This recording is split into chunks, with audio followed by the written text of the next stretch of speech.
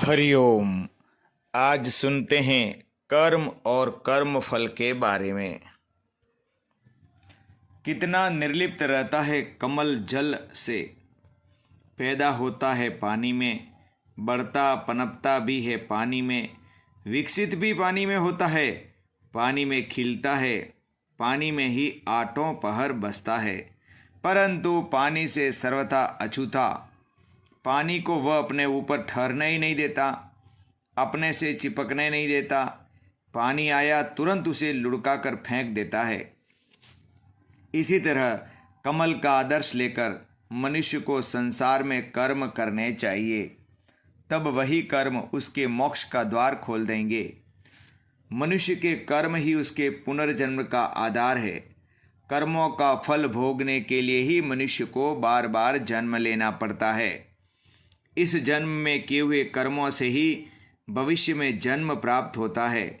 जिस प्रकार मक्खी लोभवश शहद पर टूट पड़ती है और उसका रस लेने के साथ साथ वह उसमें ज़्यादा लिपटती जाती है और अंत में मृत्यु को प्राप्त हो जाती है, उसी प्रकार मनुष्य भी इस कर्म जंजाल में फंसकर मृत्यु को प्राप्त होता है और फिर कर्म फल के भोग के लिए पुनर्जन्म धारण करता है।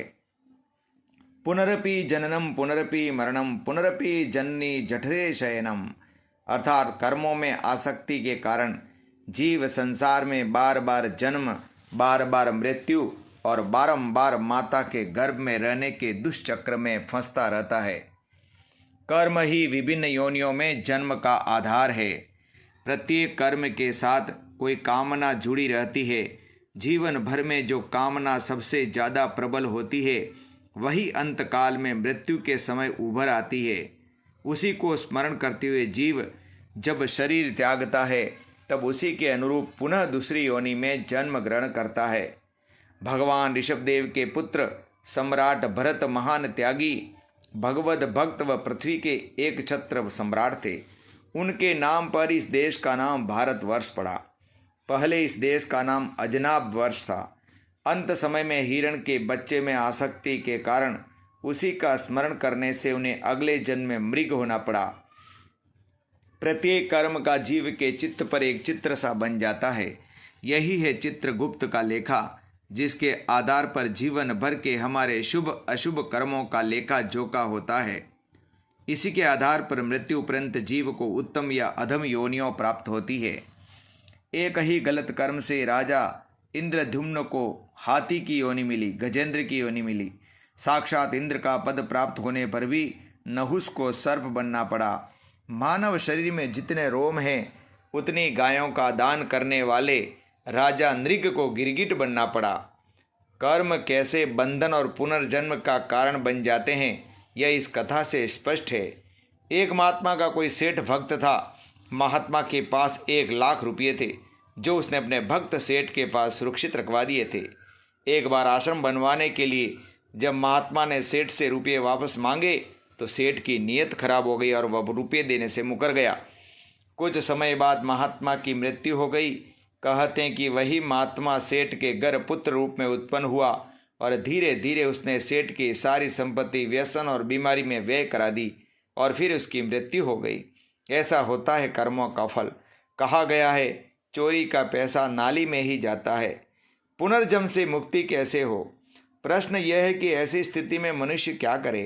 क्या इसी प्रकार विवश होकर कर्म बंधन के फल के रूप में संसार में आवागमन के चक्र में ही पड़ा रहे?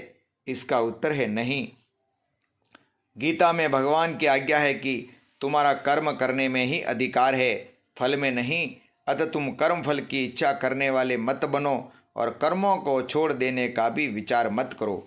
फल और आसक्ति को छोड़कर सिद्धि असिद्धि को समान समझकर निरंतर मेरा स्मरण करते हुए मेरे लिए सब कर्म करते रहो। भगवान के इन वाक्यों का भाव है कि मनुष्य हर स्थिति में अनासक्त रहे। अनासक्ति का यह भाव ही उसे संसार में आवागमन के भीषण चक्र में पड़ने से बचाएगा। जिस तरह सूखे और गीले मिट्टी के गोलों को यदि दीवार पर फेंका जाए तो उनमें से गीला गोला ही दीवार पर चिपकता है, सूखा नहीं। उसी तरह जो सकाम कर्म हैं किसी कामना से किए जाते हैं वही मनुष्य को पुनर्जन्म के बंधन में बांधते हैं, निष्काम कर्म नहीं। भगवान श्री कृष्ण कहते हैं कर्म तो तुझे करना ही पड़ेगा, कर्म किए बिना तू रह नहीं सकता। तो अक्लमंदी इसी में है कि जो करे उसे ब्रह्मार्पण कर दे, अनासक्त होकर कर्म कर, फिर तो कर्मों के फल से उसी तरह निर्लिप्त हो रहेगा जैसे जल में रहते हुए कमल रहता है। जल में जैसे कमल है रहता, जग में वैसे रहना है। कितना निर्लिप्त व अछूता रहता है कमल। सरोवर में जल से पैदा होता है, पानी में बढ़ता पनपता भी पानी में, विकसित भी पानी में होता है, पानी में ही खिलता है, पानी में आठों पर बसता, परंतु पानी से सर्वथा अछूता। पानी को अपने ऊपर ठहरने ही नहीं देता, अपने से चिपकने नहीं देता। पानी आया तुरंत उसे लुढ़का कर फेंक देता है। इसी तरह कमल का आदर्श लेकर मनुष्य को संसार में सभी कर्मों को परमात्मा को अर्पित करके उनके कर्म फल व पाप पुण्य से निर्लिप्त रहना चाहिए। तब वही कर्म उसके मोक्ष का द्वार खोल देंगे। बोलिए कृष्ण कन्हैया लाल की जय।